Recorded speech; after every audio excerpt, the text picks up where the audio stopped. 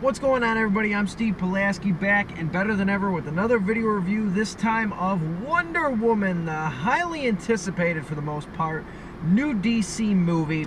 And I'm going to start by saying that Wonder Woman has impossibly high standards for a lot of reasons.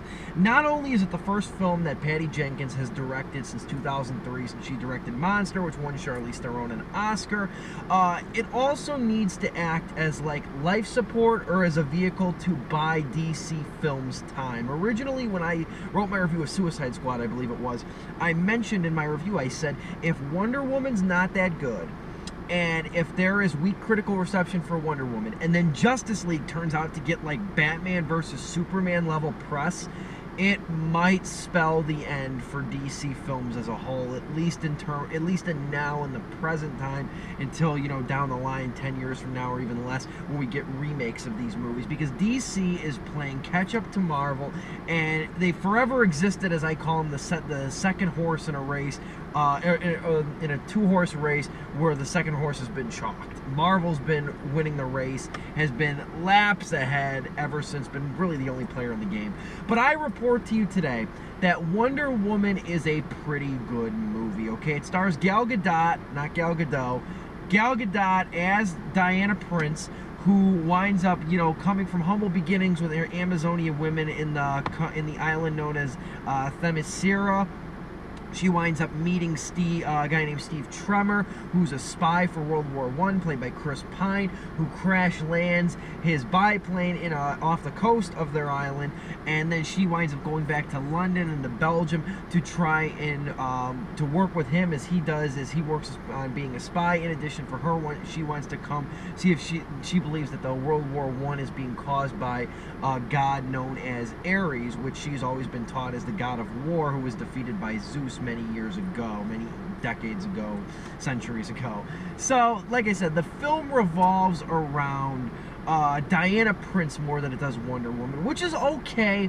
The couple issues that I have with the movie, and I go into them more in the written review, which I highly encourage you to read, link below, it's now live.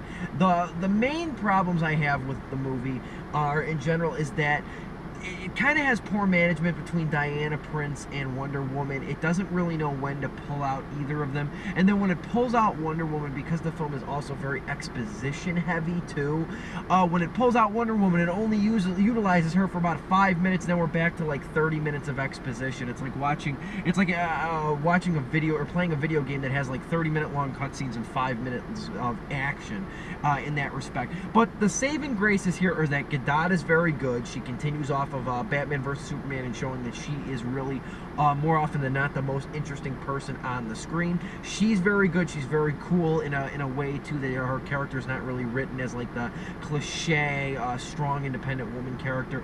In addition to the fact that the period piece setting for the film works really well. It doesn't come off as kind of like blandly modern as like Batman vs. Superman or Man of Steel have, in addition to the fact that it caters a lot in the regard that like the first Captain America, the first Avenger did.